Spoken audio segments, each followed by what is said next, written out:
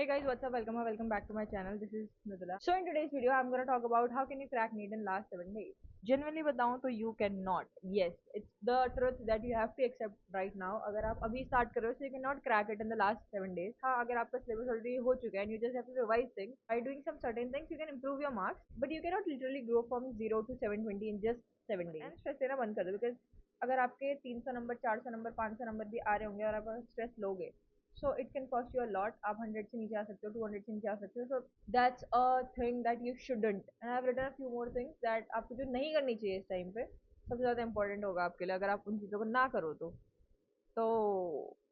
सबसे पहले तो जो स्ट्रेटेजी वीडियोस होती हैं उनको देखना बंद कर लो because there are just waste of time. आपको पता है कि आप पे क्या काम करेगा so you can make your strategy for the last 7 days and you can work on that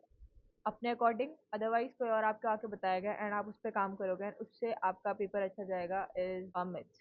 it's generally a myth so that's not possible so just don't go for it खाली खाली आपका टाइम वेस्ट होगा ठीक है सारे का सारा syllabus एक रात में कंप्लीट कर लूंगा या फिर कर लूंगी दैट्स नॉट टेक्निकली पॉसिबल ठीक है नीट का सिलेबस बहुत ज़्यादा ही वास्ट है and that's not humanly possible कि आप पूरा का पूरा सिलेबस एक रात में कवर अप कर लो आप रिवाइज कर सकते हो अगर आपके पास 1 पेज नोट्स हैं या फिर आपके पास मिस्टेक बुक है या फिर आपके पास You have the concise form of the syllabus.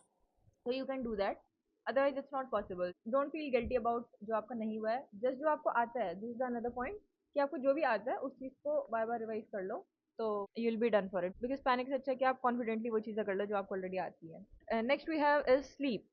तो आपकी नींद बहुत ज़्यादा इंपॉर्टेंट होती है अगर you are following a pattern since very long कि आप दिन में पढ़ रहे हो सॉरी दिन में सो रहे हो एंड रात को पढ़ रहे हो एग्जाम से एक हफ्ते पहले उसको चेंज मत करो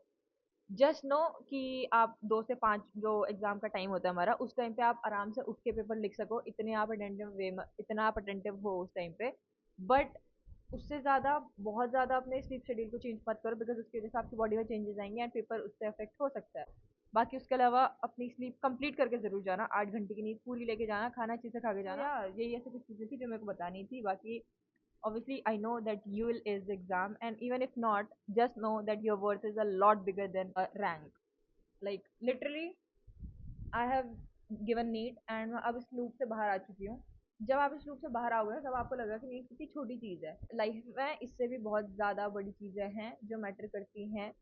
बहुत ज़्यादा चीज़ें हैं जो कि इससे भी ज़्यादा इंपॉर्टेंट हैं तो just know that this is just an exam go for it confidently and या दैट्स इट फॉर नाउ अगर कुछ और चाहिए होगा तो बता देना एंड ऑल्सो मेरे को इस वीडियो के एंड में याद आया कि मेरे से कोई पूछ सकता है कि who am I to speak about this I given NEET last year I am right now in first year BDS so I know about the mental pressure that people get the students get before the NEET exam so that's why I am here to speak about it and that's it thank you so much for watching see you in the next one till then take care goodbye all the best to all the aspirants चुम्बेश्वरी जाएगा paper don't worry